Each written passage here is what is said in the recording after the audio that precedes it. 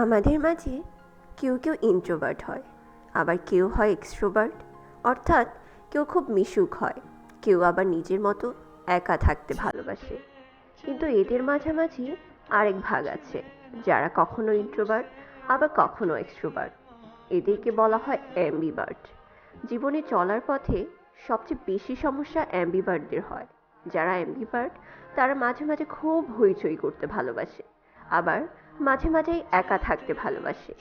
এরা সহজে সবার সাথে মিশে যায়, কিন্তু তবুও এদের অনেক ফ্রেন্ড থাকে না, আবার এরা একদম একাও থাকে না। গুটি কয়েক ফ্রেন্ড নিয়েই এরা থাকে।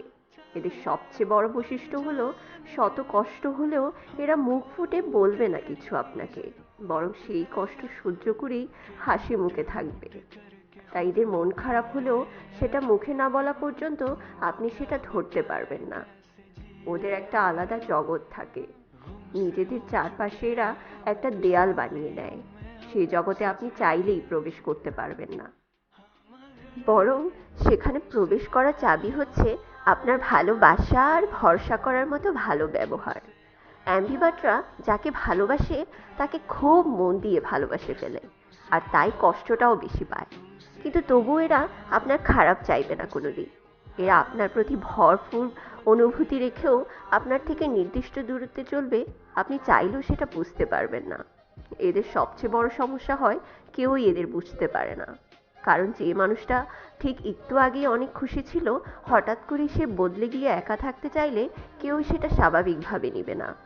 তখন বেশিরভাগই তাদের ভুল বুঝে। কেউই বুঝে না এখানে এদের কোনো হাত নেই। কেউ চাইলেও এদের এই চেঞ্জ হওয়া আটকাতে পারবে না। অ্যাম্বিভার্টরা মাঝে মাঝে নিজেদের ভীষণ একা ভাবে, কারণ মন খুলে কথা বলার মতো কেউ হয়তো নেই। এদেরকে শামুক বলা যায়, কারণ এরা বাহিরের দিকে শামুকের মতো শক্ত খোলস পরে থাকে, কিন্তু এদের ভেতরটা শামুকের শরীরের মতোই নরম। তাদের নিজেদের জগতে যদি আপনি একবার ঢুকে যেতে পারেন, তখন বুঝবেন সে আসলে আপনার চেনার চেয়েও কতটা অন্যরকম। তখন হয়তো আপনি তাকে আরো বেশি ভালোবেসে ফেলবেন। কিন্তু প্রবেশ করার অধিকার পেয়েও আপনি যদি তার সেই ভরসা বিশ্বাস একবার ভেঙে ফেলেন, তখন তার সেই জগৎটা ভেঙে চুরমার হয়ে যায়। সে তখন ভীষণ একা হয়ে যায়।